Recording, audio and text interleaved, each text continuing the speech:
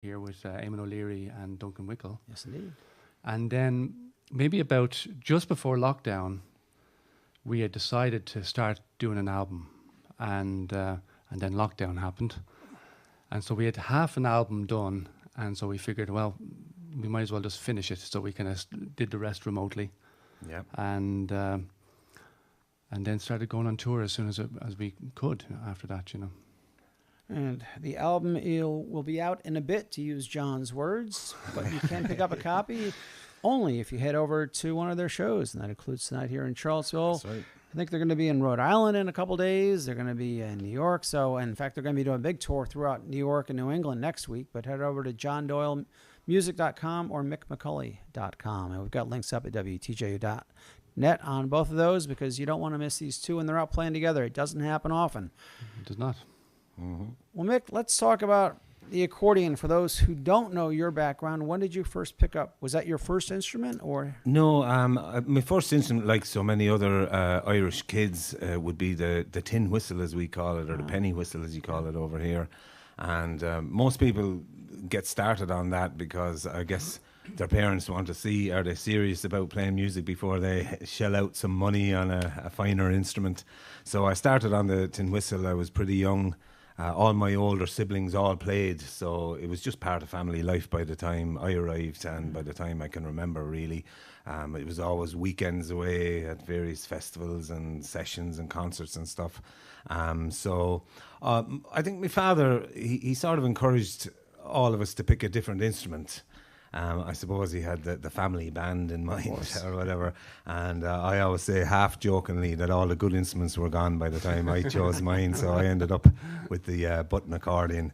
But you know, there's a lot of great players down around Kilkenny where I was. And I was lucky to have a great teacher there. And of course, then growing up, we were brought to various things I got to listen to and meet and be mentored a little bit by, say, Joe Burke, the great Galway accordion player. And I met Jackie Daly then in my teens, and he sort of took me under his wing a little bit. And so, I was very, very fortunate to grow up among some great players. And like in Ireland, the accordion is, I suppose, almost as common an instrument as any other now at this point. It sort of made an entrance, a strong entrance in, I suppose, the 50s, the 1950s. It really became popular. About the same time as the Bowron, I think, really started to pick maybe up a little some after speed. the Bowron. Okay. Well, because I just read that Bowron really wasn't a traditional instrument until much later in the 20th century. So. Yeah, I suppose it became, people started experimenting with different styles of the Bowron, I think, during those times. I think it was always really just a pure rhythm, bottom end instrument. But then as people started experimenting, now it's almost like I've heard some people play it and it's like a set of drums on one drum. I mean, it's just amazing what some of those cats are doing now at the minute. But the accordion came into popularity, you were saying, in the 50s, and that's kind of when it... Yeah, some great proponents of it, like Paddy O'Brien and, I say, Joe Burke, Jimmy McGreevy were some of the lads that I was listening to growing up. And then when I heard Jackie playing, I was taken in another direction altogether, because he had a far more sort of a playful way of approaching it, and it was all about... just having more fun with it. It was less rigid, I think, and that really appealed to me at that time. And of course, America had a lot of influence as well in the accordion with Joe Durain, coming up, and Joe Cooley lived here for a long time. That's right, out in San Francisco, and of course, all of them really were influenced by the great John Kimmel, the player in New York City at the time. And it was actually later on, I was only talking about this last night, it was later on that I discovered John Kimmel, and then it was only then that I heard all these traits in his music that I had heard many, many other players that I had listened to growing up, and I suddenly knew where the source was. He was a huge influence, John Kimmel was, yeah. It seems to be my destiny to play with accordion players too, because my father and my grandfather and my uncle were accordion players. There you go, you're just lucky, I guess. Well, John, let's bounce over to you. And was guitar always your first instrument, or did you start with a tin whistle too? No, I started with a guitar because there was accordion players there, and they needed to be backed up. Yeah. I was forced. I was chained to the ground with a guitar. No, so I got my first. Well, I had my father's guitar upside down first, and I used that for a couple of years, 2 or 3 years, and then I got my own one as a birthday present. I remember, and I turned that lefty, and so I kind of had to restart. Yeah. So it was interesting, you know. But like it's I can still play upside down, but it's not as good as the right way up. There's a great griot, Sheikh Amal and Jabate, and in Mali, and there was only one instrument for the entire village, and he was left-handed. So while everyone else was playing the guitar right-handed, he had to learn it upside down. And so now he's still, to this day, when he gets a guitar, he buys the right-handed guitar, the traditional, and then he just flips it over and plays it that way. It's great, yeah. It's kind of like that in a family setting too. Like if there's one guitar in a family and they're right-handed, and there's some poor unfortunate left-handed player, you're going to be playing it upside down or learning it right-handed. There's so many lefty players that are, or they're righty players that are actually left-handed. That just Yep, that's how you learn it. So, but I went with the Paul McCartney kind of Donald Lundy kind of route. Yep. Well, as Paul says, he does the John Doyle style. That's right. He always, I'm a big influence on him.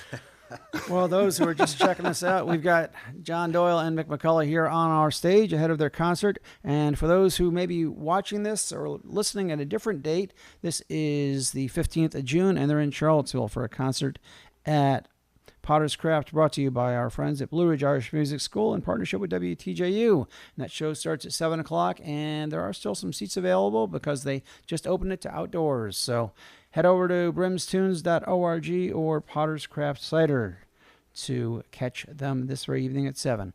Before we chat some more, how about another one? Okay. Oh, by the way, what was the first piece we heard? Well, there was a couple of jigs, 3 jigs. So the first one was mine, and it's called Grady's Jig, and then followed by 2 of Mick's. Yeah, the second tune was a tune called Jig of the Jobber. I sort of dedicated that to my father. And the last one then was a tune called The Carrick Shock. And this song is called General Monroe. During the lockdown, I started kind of going into the archive quite a lot. There's a great archive, the Dublin Traditional Archive. It's really the national archives of music. And there's so much music there. But I went in particular to kind of the online audio section. And so there was a lot of these old singers that were recorded there in this one was from probably the 50s. I wouldn't say it's that early, or that's old. But it's a great song about General Monroe O'Neill.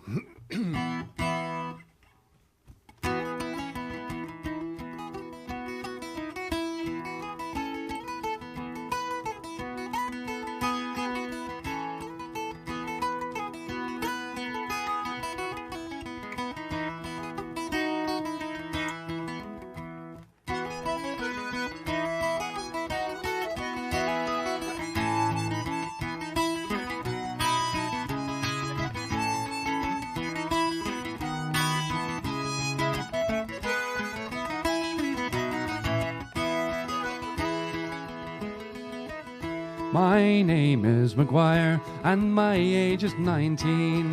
Many's a fine scrimmage and battle I've seen. Many's a fine battle, sure I did undergo, commanded by our hero called General Monroe. Now Monroe, being tired for the want of sleep, gave the lady 5 guineas, his secret to keep. When she saw the money, it did tempt her so. She soon brought the cavalry and surrounded Monroe. When Monroe saw them coming, well, he flew into the hall. He tried to escape, but could not at all. Surrounding him, they marched him in cold and in snow. Undaunted, 3 cheers cried our hero, Monroe.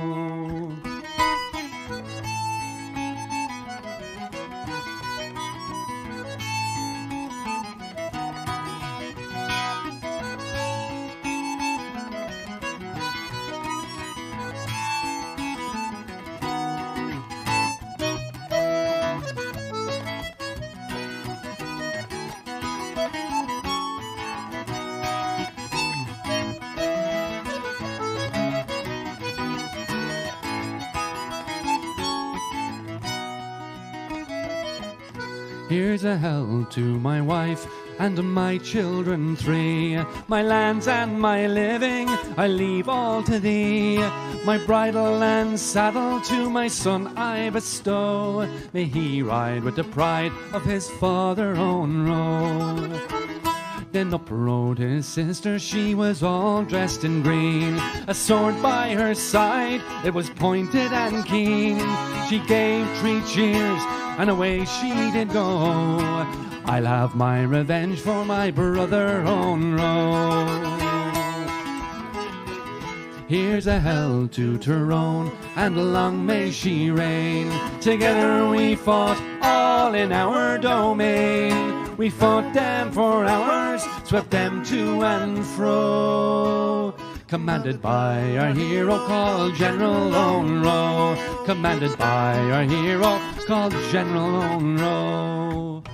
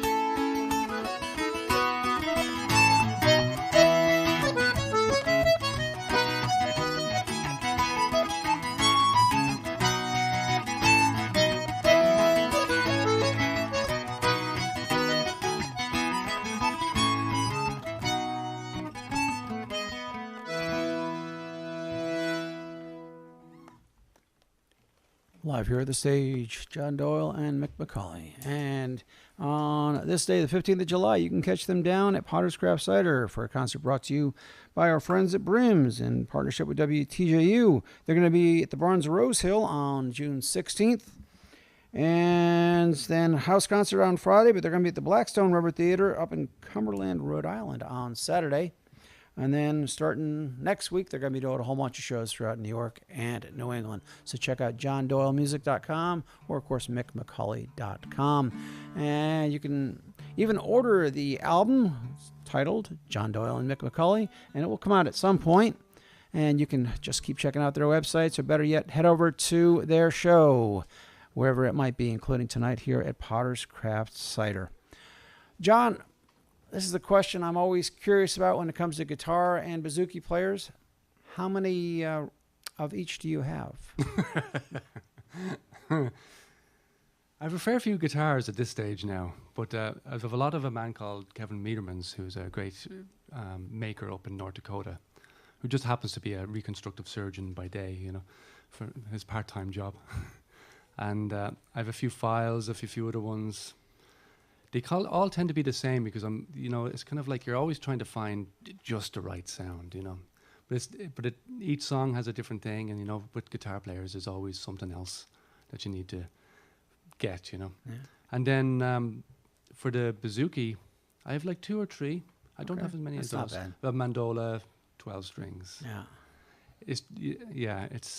It's become a little problem, but a good problem.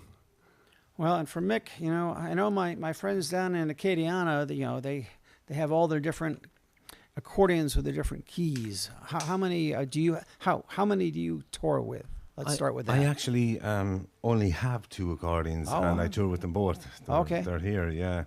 I've had various ones. I sort of buy and sell them, maybe do them up a little bit and pass them on then to, if I get a cheap horn or whatever, there's always some kid is ready to step up to that. So, but for the most part, I just have the 2. And they're both in the same key. It would make a lot of logical sense to have them in different keys to make life easy for myself, but I don't. So. And of course, both of these gentlemen are great multi-instrumentalists, as we're about to find out, because Mick has picked up a guitar. And before we get into the next tune, Mick, do you write when you're writing your own songs with one particular instrument in mind, or do you maybe have an accordion as you're writing or a guitar as you're writing? How does that work for you? Yeah, it's probably more the guitar. Yeah. And in fact, that's one of the main reasons I actually started playing guitar, was to be able to facilitate my own writing, really, just as a vehicle for a basic chord structure or layout, you know.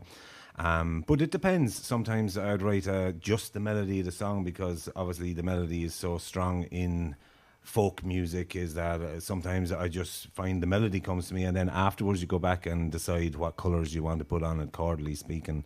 But yeah, I mean, more than anything, I would play a lot more guitar sitting at home just noodling than I would ever pick up the accordion at home. Gotcha. Really. So it's just sort of my own therapeutic instrument, really.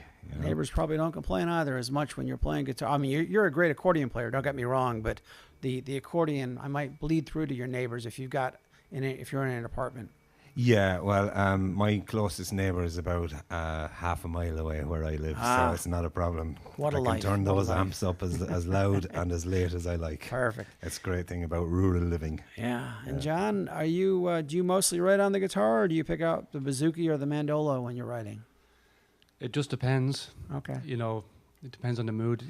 It's it really isn't. That's an arbitrary thing. So I got into a few years where I was mainly bouzouki or mandola or something, because I wanted to get that feel of like that very traditional kind of planksty feel, and I was kind of writing songs very like that. And so the best way of doing it is like thinking like that, like Right. Andy Irvine would or Donald Lunny would, you know. So that's the way I was conceiving it. But before that, I was writing on the guitar mainly. So, and now I'm writing more on the guitar of late. And it just depends on, like, you know, obviously for slower stuff, the guitar makes more sense. But like Mick as well, I'm very melody based. So I'd be, if I came up with a melody, it would be nearly strictly from a sense of melody conceived in my mind, if you know what I mean, for singing, and then retranslate it into the guitar and some sort of vibe on the guitar Gotcha. into lyrics. Okay. So I'm not lyric driven, rather than, you know, you kind of use the lyrics after that. That's my way, you know. Mm-hmm. It's very hard to talk about songwriting, because it's a very, very individual type of thing, and it's very hard to, because it comes either you're either working on it or you're not working on it. You just do a stream of consciousness, and it can work out very well that way, or you can really plan it. You know, there's a few like some of those historical songs that I would write. They're very planned because there's a storyline. Whereas other songs that I write that are more, like, they're more esoteric, I suppose. You'd work from a different angle. Yeah, I think it definitely depends on what sort of a song it is. As you say, if it's going to be a historical song, well, then there's a certain amount of research you're going to have to do to know what it is you're talking about, and to almost to have an authentic story, and you have to put in the work for that. Again, there's other more conventional types of songs, which is, you know, more like a verse chorus and something that's a lot simpler, an idea at the very least. So I think it does depend. For the more conventional stuff, like, I could sit at a keyboard and start from there, get a riff together, and just start writing the lyrics over that. So I think it very much depends on what type of a song you're striving for. Well, those just checking us out right now, we've got Mick McAuley there and John Doyle. They are out touring behind this new album, which will be out in a bit, but you can pick it up at their shows, wherever they might be. It's a very exclusive album right now. Exactly. I'm thrilled to have one in my hand right now, but I know others keep wondering when they'll be able to find it. So just keep checking these two out, including their tour. But how about we get one from you now? Great. We're going to do this song. This is a song that comes originally from the English folk song tradition, I believe. But like so many songs, it made its way into the Irish and the American tradition as well. And it's called Adieu, Sweet Lovely Nancy.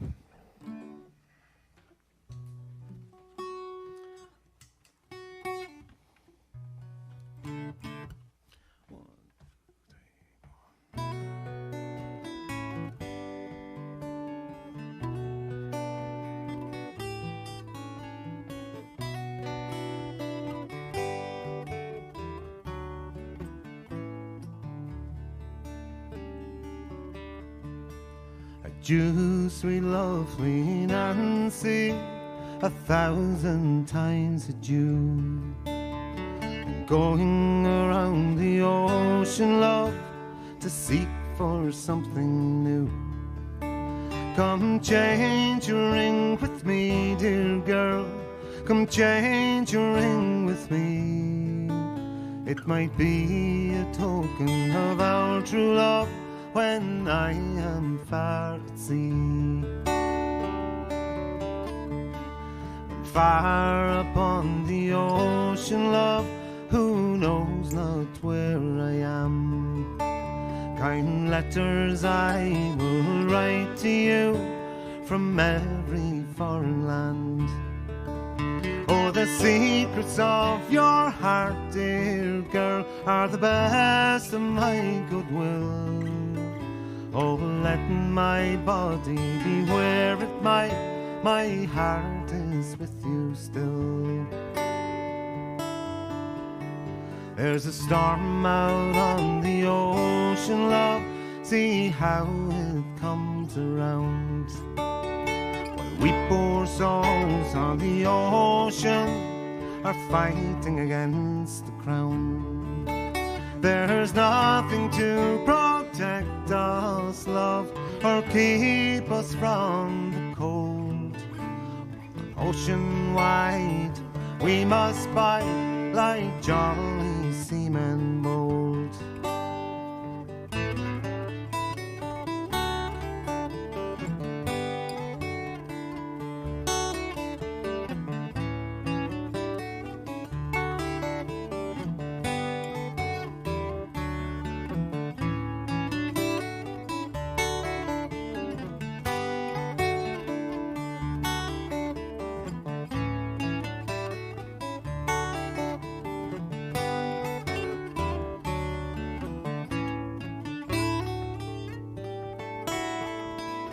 There are tinkers, tailors and shoemakers lie snoring in their sleep. While we poor souls on the ocean are ploughing on the deep. Our officer commands us, and him we must obey, expecting every moment for to get cast away. When the wars are all over, there'll be peace on earth assured. We'll drink to our wives and children and the girls that we adore. We'll order liquor merrily and spend our money free. And when our money it is all gone, we'll boldly go to sea.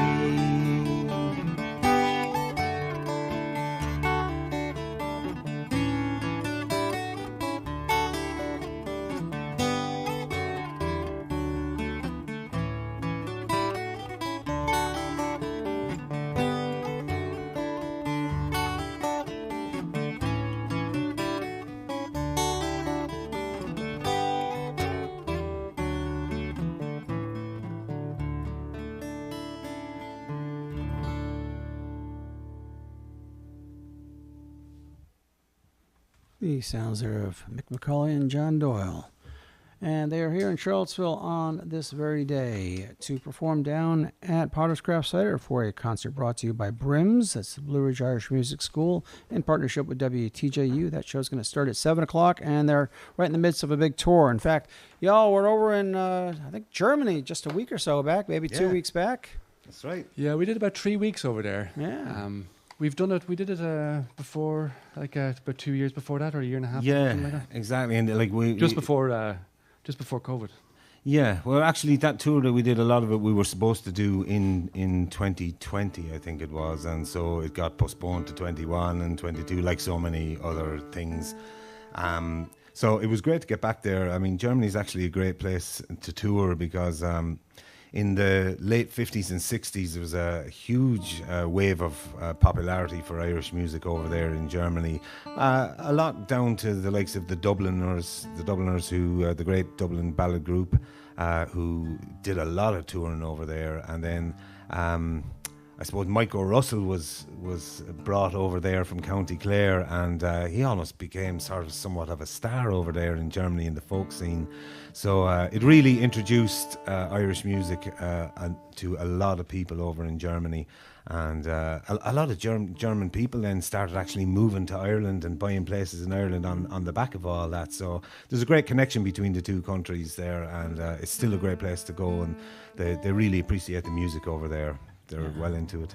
I remember when I was living over in Germany, there was a great place in Dortmund, which one Sunday night would be Irish music, just a jam for them, and the next week would be old time. And I went back about 15 years ago, and they said, "Oh, we remember you. We used to show up back when you lived here." I said, "Yeah." And I said, "Where are you living?" And I said, "Virginia." I said, "Oh, Virginia. We have old time here every other Sunday, and that's where old time began." And I had to say, "Oh, no." But yeah, it's as you said, Germany's a wonderful place for Irish music, and it didn't matter where I went, I would always find something going on. So yeah, it's great. Yeah. Well, I'm curious, when you're writing an album that's for the two of you, how does it work?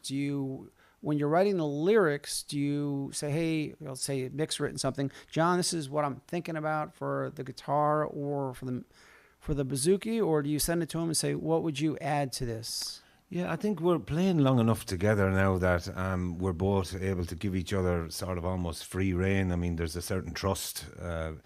Obviously, I don't think it really even happened on this album. If there was something you really didn't like, you'd say so and there'd be no problem. But on this, we sort of know where we're going on a lot of the songs. There was a moment when I put kazoo and everything, and he didn't quite like that one. And I returned it with cowbell, so that was... That's the album we're I all wanted to waiting do a for. whole kazoo album, just like kazoo and And I think you McAuley should. and kazoo. Yeah, just not with this project, I think. Well, let's talk about the album itself, because it's not just the two of you. You have some special guests on there as well. Yeah. That's right. Yeah, one of the great fiddle players that lives actually in the States right now, Oisin McAuley, is on it, and one of our favourite musicians of all time. Yep. And we've played trio gigs together. Actually, and he's going to come up and join us in Rhode Island and up in Boston. So we're looking forward to that. And then Donnacha Goff, Oisin is plays in a band called Danu, and so does Donnacha Goff, and he's one of the great Bowron players, speaking of Bowron. And he's from Dungarvan, so they're all old friends. So. And then on percussion, did I see James McIntosh added something? Oh yeah, James McIntosh as well, from Scotland. And I play with James every year in Celtic Connections, this thing called Transatlantic Sessions. So we've been doing it for the last 16 or 17 years, so he's an old friend too. So when you started recording the album to the time when it was finally mastered and completed, because of the pandemic, obviously there was a little longer than expected, but when did you actually start laying down the tracks? I think that was in early 19, wasn't it? Yeah, I think we had finished a tour over here, I think, and then I just went down to where John lives there in Asheville, and we just sat for, I think, a week or so, and we were just putting tunes together, writing tunes there, and then we go into John's little space. He's a beautiful space for recording there in Asheville, and so we went down. We had a fair few tracks, all the basics done, so on tracks like that, for example, we were really only looking at overdubs, just sort of add-ons, really. And then a few of the tracks we started from scratch remotely. And so that was also fun as well, because when there was nothing else going on, it felt like there was some sort of continuity when so much else had changed all of a sudden, that there was a project we'd already started to sort of get it over the line as well. So it was actually nice for me anyway to have that continuation of a project. And John, I have to ask, I see you play a little fiddle on the album. Now that took a little coaxing. All right.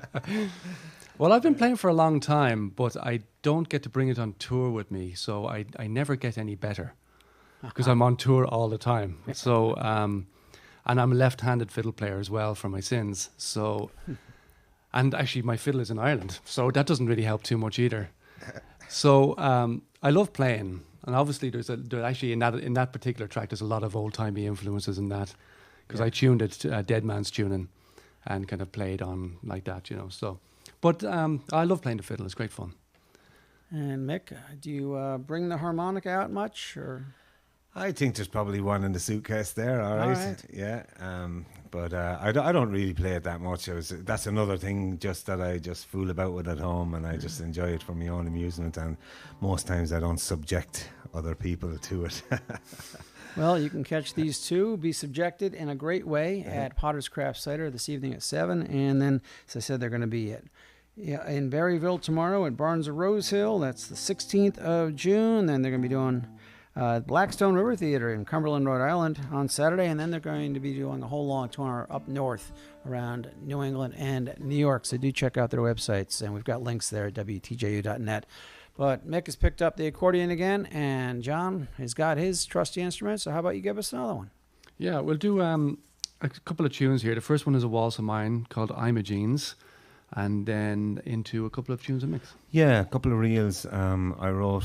Actually, I remember writing these down on the porch in North Carolina there, and I called it after my brother. Then eventually, my younger brother is a music nut. Petey McAuley is his name, so I called it Petey Max. And then the last tune I called The Black and Amber. And Black and Amber is like where I come from in Ireland, is a place called Kilkenny, and it's the sporting colours of that county. So.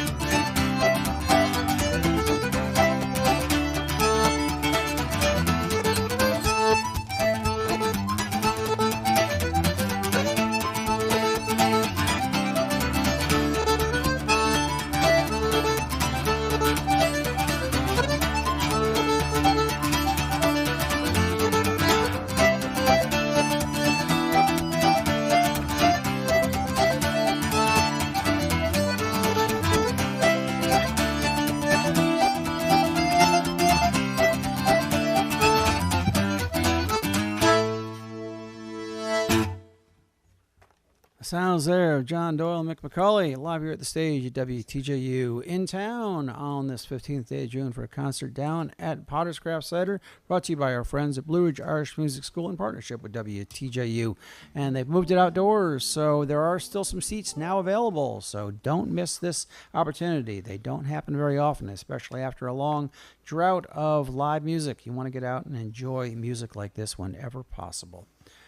Well, I was chatting with some old-time musicians, actually going back to Alan Jabor many years back, and when he was recording, he would go into different valleys, and they would all know the same traditional tune, but each a little different. And I'm curious, in Ireland, do you have those same traditional tunes, but maybe in one part of the country, one of the instruments might be a little more forward than the others, or how does it work in Ireland? Works very much like that, very, very similar. It was the idea that from county to county, because you didn't travel very far from where you lived, really. Before there was a lot of travel like nowadays, that you might have a tune that was a generic tune, like The Wind That Shakes the Barley or one of those like classic tunes, and each county would have its own little variant and different versions of it.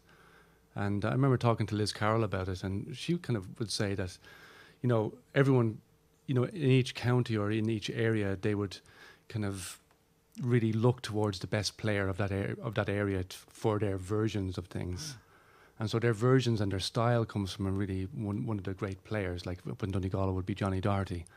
And he had a lot of Scottish tunes and Donegal tunes, Scott Skinner tunes, things like that, And so each area would have those similar kind of connections. Would you agree, Mick? Yeah, definitely. And I suppose the farther back in time you go, as John said, the more that's the case, because it was very regional and people didn't really travel to other parts of the country to play for the most part. I suppose the advent of the internet and the accessibility of any style you want to check out being at your fingertips has maybe changed that, but I think I can hear now a lot of the younger musicians at home are very aware of those various different regional styles, and they're actually there's a huge cohort of them who are painstakingly studying these things in order to keep those differences alive. I think, for example, in Donegal, there was a summer migration of agricultural workers that used to go over every summer from the north of Ireland over to Scotland, and they would work the fields there, and they would bring back Scottish tunes then, and that became part of the Donegal tradition. So you have your Strathspeys up there and your Highlands up there as well, whereas they would never be played down in the southwest in Slieve Luachra, where there'd be more polkas and slides. And a lot of the types of tunes that would be most prevalent in those areas would depend on what dances were being danced down there in the houses. So everybody, before there was dance halls, it would be somebody's kitchen that everyone would come together in and gather in. And depending then, say in Clare, it would be reels for sets. It'd be polkas down in the southwest in Slieve Luachra, and down in Kerry, South Kerry, and even wilder sort of a faster tempo. So all these different regions had different aspects to the styles, and a lot of it was to do with the dances that were being danced.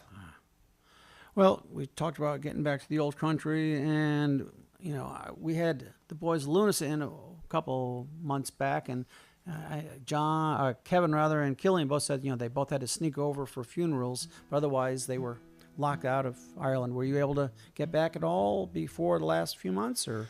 I got there, I went and did a tour actually in October of 21 in Austria, which was kind of an amazing feat, because I went over to Ireland to quarantine, and I quarantined for 2 weeks in Mayo in a friend's house, just completely alone, and then had to sneak around to get into an airport. Around the sheep, basically the sheep trails. Got to Knock Airport, and then I went to Austria, and we did like a 3-week tour there, and nearly every place that when we finished a gig, the next day it shut down. And so we were running around like that. In fact, I think we were probably one of the last touring bands in the whole of Europe at that stage. I think we were the only band on tour. I think we were the only band on tour, the only crew on tour. So it was really it was great. It was great to get out and do it, But So then I had to go back to Ireland and quarantine for another 2 weeks, and then go off back to the States again, you know. And then there was a full lockdown after that. So it was a strange thing. But like the first half of it, we all enjoyed, because it was the first time that I had stopped and stayed still since I was a teenager, like 15 or 16. I've been touring since I was that age, so it was an amazing thing to actually sit down and just have a regular kind of life that felt like regular to me anyway. Mick? Yeah. Well, in March 2020, I was out in LA doing a show out there, and of course it got locked down. And that was the show with Sting? Yeah, out with the show called The Last Ship. I've worked on that show every year for a little part of the year, several months a year since 2016 now. And so we were out there in LA, and it became, well, I sort of had an inkling. Everyone was talking about that it was going to be closed down for 2 or 3 weeks, and I was like, no, I don't think so. I think this is going to last a while. So I was sort of in a dilemma whether to hit the East Coast over here in the States or back to Ireland, where I have a place which is pretty isolated. So that seemed like the most logical thing to do. So I bolted for Ireland. And the first time I was on a plane then was on the way to Germany about 5 or 6 weeks ago. I wasn't on a flight in all in 2.5 years. Gosh. And for a lot of that time, I didn't even travel really around Ireland that much. So I really got settled at home. And like John said, especially for the first 6 months anyway, I was delighted with myself. I thought this is great. And then the reality started setting in, and I started getting itchy feet because, like John, I've been sort of traveling since I was 14 or 15 as well. And so it was just really strange. And it's so great to be back out on the road, let me tell you. I can't tell you how happy I am. Yeah. Well, I was chatting with Jerry Douglas about 6 months into the pandemic, and he said, Peter, for the first time in 50 years, I'm at home. He said, I'm loving it. And then I happened to chat with him about 8 months later. He goes, I'm ready to get back out. Yeah, exactly. Yeah, I had the same conversation with him, same thing. Well, we are here with John Doyle and Mick McAuley, and they've got that concert down at Potter's Craft. How about we get another one from you? Sure. By the way, check out brimstunes.org. One Fine Day. Lovely. Yeah. This is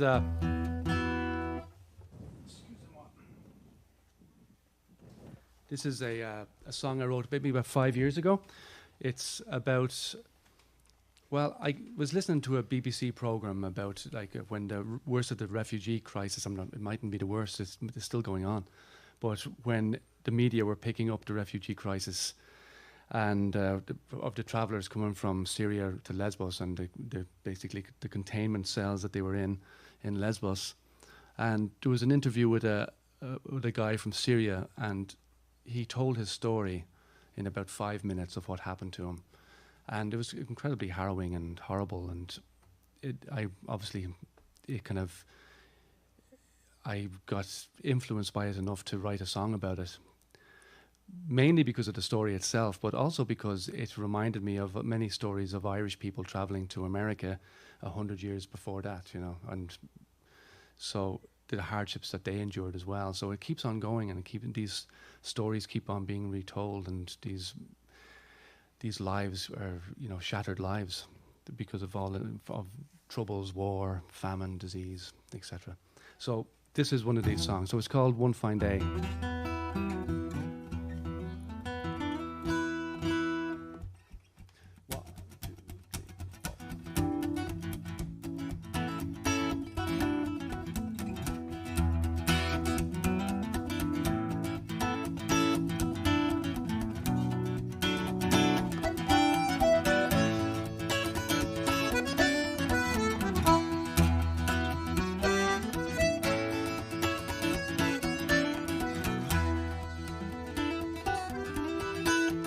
The stormy seas do roll, our boat packed and unsteady, water in the hole, gas fumes sting our eyes. We vanished in the night while the world was sleeping, and on this dreadful night, well, we leave our lands behind. At home war rages on, burning rubble and ashes. The bombings had begun, so we scattered to the wind. My mother died last night, and we buried her in the morning. And in that early light, well, the tears, they stung my eyes. Oh, one fine day we'll rise again, we'll rise again. Oh, one fine day we'll rise again. When I was but a boy, I worked hard and I prospered. I had no need for toys, well, I kept my family fed. But now I am a man, and I'm hiding in the shadows from militia and roving bands, bullets and an early grave. Oh, one fine day we'll rise again, we'll rise again. Oh, one fine day we'll rise again.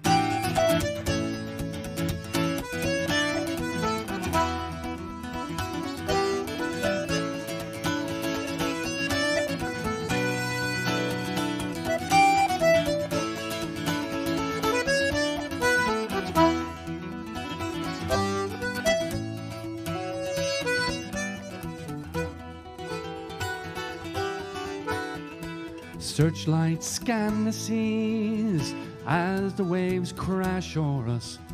Our boat lists on our lee, and overboard we fly.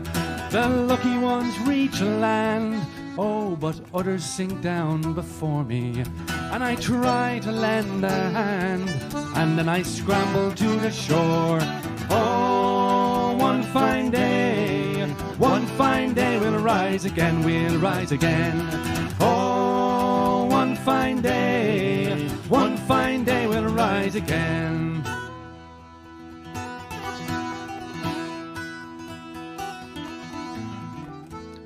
Among the refugees housed in barbed wire, when we're sunk down to our knees in the mud and mire.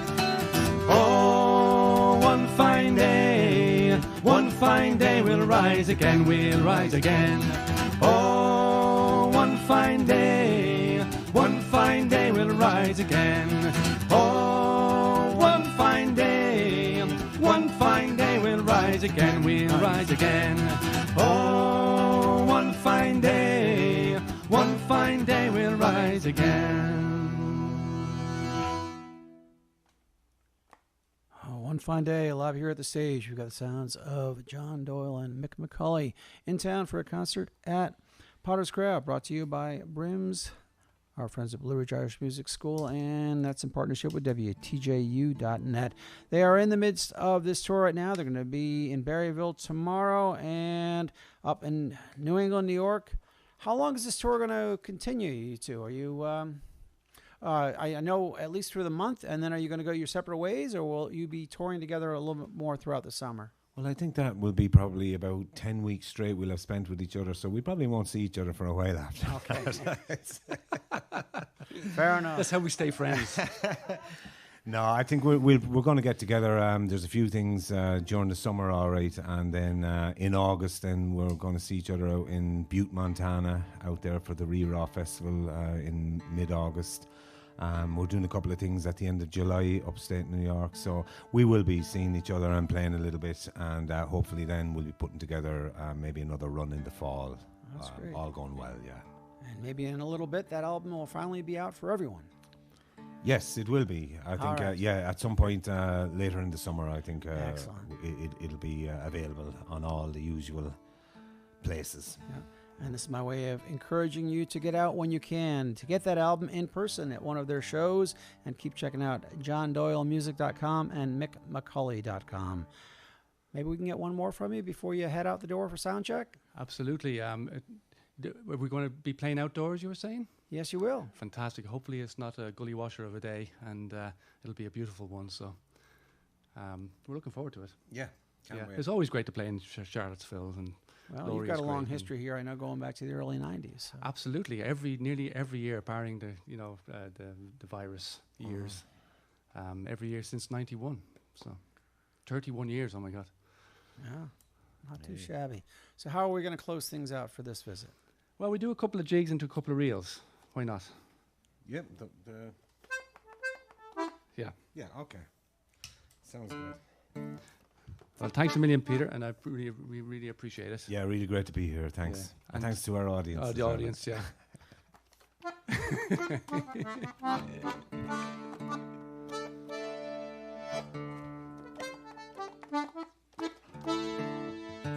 You don't hear the guitar, though. That's what's...